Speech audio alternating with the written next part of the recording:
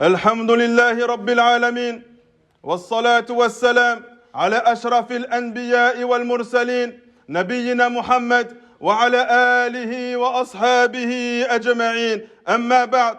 Serviteurs d'Allah, il est venu un hadith de notre prophète Mohammed sallallahu alayhi wa sallam où un jour Jibril s'est présenté à notre prophète et lui a dit: ô Mohammed, vis comme tu le veux, vis comme tu le souhaites.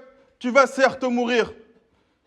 Aime autant de personnes que tu veux, aime qui tu veux, tu en seras certes séparé. Et œuvre comme bon te semble, tu en seras certes rétribué. Et sache que la noblesse du croyant réside dans sa prière de nuit et que sa force et son honneur résident dans le fait de réussir à se passer des gens. Une énorme exhortation de la part de l'ange Jibril au meilleur des hommes, notre prophète Mohammed sallallahu alayhi wa sallam, celui qui a vu ses péchés passés pardonnés et qui est protégé et préservé de tomber dans les péchés dans l'avenir, celui qu'Allah subhanahu wa ta'ala a rendu infaillible, celui qui craignait le plus Allah, celui qui adorait le plus Allah, celui qui connaissait le plus Allah, celui qui était le meilleur dans les adorations envers son Seigneur Allah Azza wa Jal. Jibril s'adresse à lui avec ses recommandations et cette exhortation et lui dit: oh Mohammed, vis comme tu veux, tu es certes destiné à mourir. Et cette parole de Jibril vient confirmer la parole d'Allah subhanahu wa ta'ala qui dit: en vérité tu mourras et ils mourront aussi. Et c'est ensuite le jour du jugement qu'ils seront réunis vers ton Seigneur. Donc Allah subhanahu wa ta'ala, de par sa sagesse, il a créé la création et a fait en sorte qu'ils reviendront tous vers lui. Personne ne peut espérer échapper à la rencontre de notre Seigneur Allah subhanahu wa ta'ala. C'est pour ça que les plus prédécesseurs disaient sur ce verset-là est une annonce de condoléances, une annonce pour le serviteur que tout le monde sera touché par la mort et que la personne la plus heureuse est celle qui consolide le droit d'Allah subhanahu wa ta'ala, celle qui adore Allah azza wa jal, seule et unique sans associé, celle qui se soumet au commandement d'Allah subhanahu wa ta'ala, celle qui est heureuse d'adorer son Seigneur. Et nous n'avons attribué l'immortalité à nul homme avant toi. Est-ce que si tu meurs toi, ils seront eux éternels? Donc là, c'est encore un verset où Allah subhanahu wa ta'ala nous montre que le meilleur des hommes sera touché par la mort et va présenter ses œuvres devant Allah subhanahu wa ta'ala. Alors que dire des personnes qui sont encore moins grandes et moins élevées et moins adoratrices que le prophète Mohammed sallallahu alayhi wa sallam? Toute âme doit goûter à la mort. Et nous vous éprouverons par le mal et par les biens à titre de tentation. Et c'est à nous que vous serez ramenés. Ceci est la vérité de ce bas monde. Donc ne sois pas insouciant de ce qui te sera réservé le jour du jugement. Est-ce que tu penses pouvoir échapper à la mort? Est-ce que tu penses pouvoir repousser la mort? Est-ce que tu penses pouvoir t'éloigner d'Allah subhanahu wa ta'ala sans jamais le rencontrer? Mais non, quand l'âme en arrivera au clavicule et qu'on dira, les gens qui sont autour de cette âme qui est en train de mourir, qui est exorciseur, qui est capable de venir et de lire le Coran sur cette personne pour qu'elle aille mieux, et que celui qui est en train d'agoniser est convaincu qu'en réalité c'est la mort, ce n'est pas une maladie, c'est la mort qui est venue à lui, et que la jambe s'enlace à la jambe en se crispant, et c'est vers ton Seigneur ce jour-là que tu seras conduit. Est-ce que l'un d'entre nous peut être la cause qu'une personne échappe à la mort? Est-ce que tu peux éloigner la mort d'un de tes bien-aimés, que ce soit ton père, ta mère, tes enfants, ton épouse, ou même ta propre personne, lorsque le souffle de la vie remonte à la gorge, et qu'à ce moment-là, vous regardez cette personne qui est en train de mourir, et que nous sommes, nous, plus proches de lui que vous qui l'entourez, mais vous ne le voyez pas. Pourquoi donc, si vous croyez que vous n'avez pas de compte à rendre, faites revenir cette âme, si vous êtes véridique? Ensuite, le prophète sallallahu alayhi wa sallam reçoit une autre recommandation de la part du Jibril, et il lui dit: ahbib man shi't, fa innaka mufariqu. Aime qui tu veux, tu en seras certes séparé.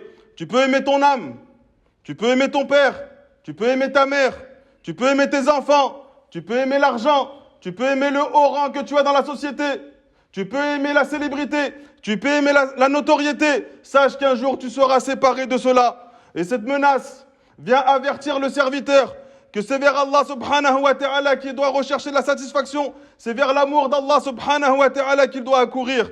Donc, chers serviteurs d'Allah, ceux qui ont une foi ferme, ils observent ce qu'il se passe autour d'eux.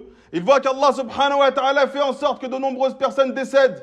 Et cela est un rappel pour toi. Et celui qui craint Allah Azza wa Jal, celui qui médite sur la création, celui qui réfléchit à son existence sur terre, qui doit l'amener exclusivement à adorer Allah subhanahu wa ta'ala, il va s'empresser d'effectuer des bonnes œuvres. Il va s'empresser de vouloir obtenir la satisfaction et l'agrément d'Allah Azza wa Jal. Il va comprendre la parole de notre prophète Muhammad sallallahu alayhi wa sallam. Lorsqu'une personne meurt, il y a 3 choses qui le suivent dans sa tombe. Sa famille, ses biens et ses œuvres pieuses. Et ses œuvres reviennent 2 de ces choses. La famille et tes biens reviennent. Et la chose qui reste dans ta tombe, ce sont tes œuvres, bonnes ou mauvaises. Donc toi qui désobéis à Allah subhanahu wa ta'ala, est-ce que tu souhaites rencontrer ton Seigneur en ayant accumulé des désobéissances envers ton Seigneur?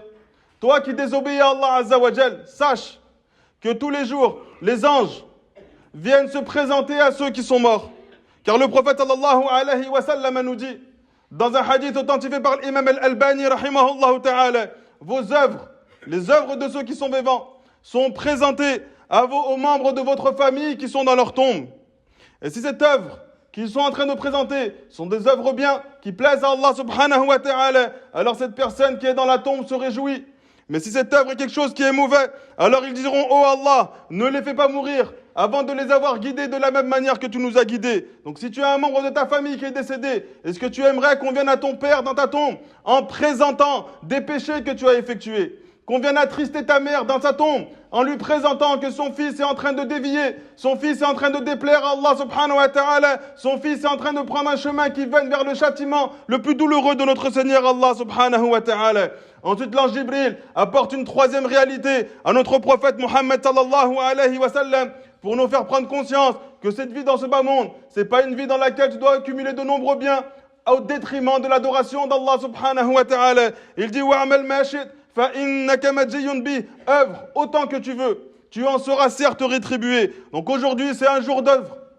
Et le jour auprès d'Allah, ce sera un jour où nous rendrons des comptes. Donc c'est aujourd'hui que l'on doit œuvrer pour espérer auprès d'Allah subhanahu wa ta'ala recevoir cette parole, entre au paradis en ayant obtenu ma miséricorde grâce aux œuvres pieuses que tu as effectuées. Mais celui qui désobéit à Allah subhanahu wa ta'ala, on lui dira, goûte au châtiment de l'enfer. Goûte au châtiment éternel de l'enfer à cause des œuvres que tu as effectuées. Donc aujourd'hui, c'est maintenant que tu dois œuvrer.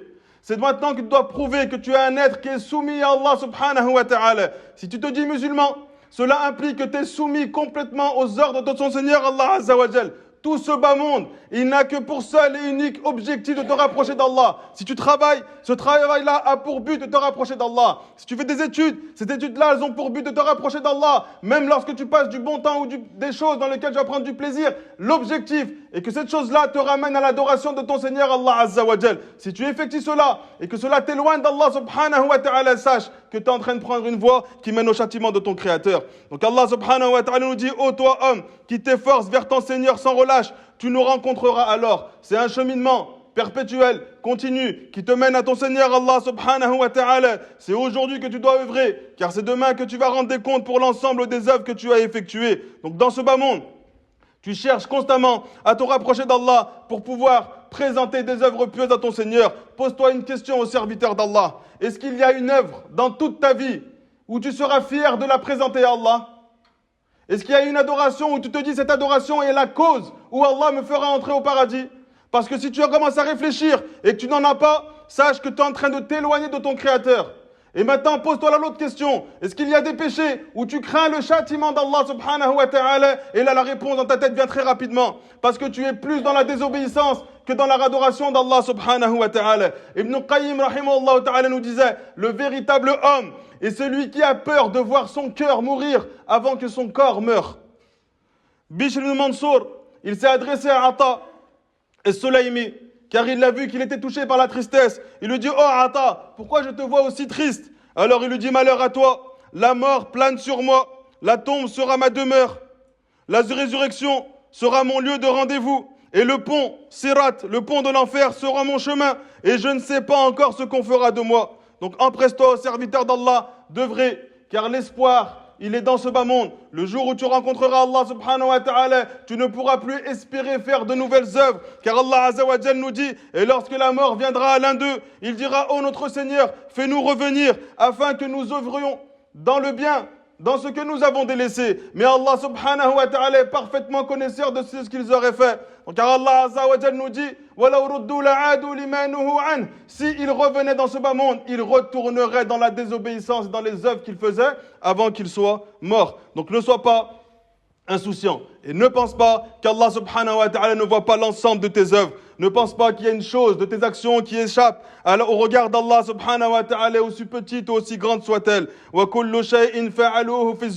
Et tout ce qu'ils ont fait est mentionné dans les registres, et tout fait, petit et grand, est consigné. Lorsqu'on va donner ce livre, dans lequel chaque serviteur va lire l'ensemble de tes actions, et on le déposera dans les mains des criminels, ils seront effrayés de ce qui se trouve dans ce livre. Ce livre-là se trouve l'ensemble de leurs actions, et ils diront, malheur à nous. Qu'est-ce que ce livre? Il n'a pas laissé une action, aussi petite soit-elle, sans qu'elle ne soit consignée. Et ils verront l'ensemble de leurs œuvres. Et Allah subhanahu wa ta'ala est injuste envers aucun des serviteurs. Allah subhanahu wa ta'ala, de par sa miséricorde, il veut pour toi l'entrée au paradis. C'est pour ça que les gens de science disent, sera déçu et aura perdu toute sa vie celui qui verra la balance de mauvaises actions plus lourde que sa balance de bonnes actions. Allah subhanahu wa ta'ala, de par sa miséricorde, il fait en sorte qu'à chaque fois que tu fais une adoration, Allah il la met sur ta balance de 10 à 700 fois, voire plus. Donc la Jumu'ah qu'on va faire aujourd'hui, elle sera mise dans ta balance minimum 10 fois. Ça n'existe pas une bonne action une fois dans la balance, c'est minimum 10. À 700 fois, voire plus, selon ton degré de sincérité dans l'adoration que tu vas effectuer. Lorsque tu as l'intention de faire une bonne action, Allah subhanahu wa ta'ala la met dans ta balance. Même si tu ne l'as pas effectué. Lorsque tu fais des actions, des invocations pour les personnes qui sont décédées, Allah subhanahu wa ta'ala te compte des hasanats pour chaque personne qui est décédée. Pour chaque musulman. Ça fait des millions et des millions de hasanats chaque jour. Allah subhanahu wa ta'ala, lorsque tu fais une bonne action, il efface dans le même temps une mauvaise action qui est dans ta balance. Mais lorsque tu fais un péché, Allah Azza wa Jal prend ce péché et le met qu'une seule fois. Il ne le multiplie pas. Lorsque tu as l'intention de faire un péché et que tu ne le fais pas, Allah ne te le compte pas. Lorsque tu fais un péché, ce péché ne vient pas annuler tes bonnes actions. Il vient simplement diminuer leur récompense. Allah subhanahu wa ta'ala met tout en place pour que tu entres au paradis. Et si on se retrouve auprès d'Allah avec une balance de péché plus grande et plus lourde qu'une balance de bonne action, alors tu comprendras que tu as vraiment effectué très peu d'adoration dans ce bas monde. Car pour que tu puisses contrebalancer une adoration, il faut que tu fasses une multitude de péchés.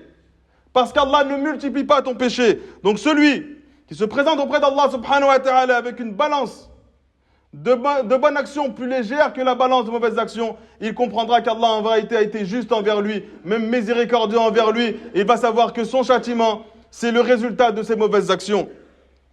Ja'far ibn Sulayman, il a entendu Abi Imran al-Jawni dire, Allah subhanahu wa ta'ala, à chaque fois qu'il pose son regard sur un serviteur, il lui fait miséricorde. Et il a refusé de poser son regard sur les gens de l'enfer, car s'il posait son regard sur les gens de l'enfer, il leur faisait miséricorde.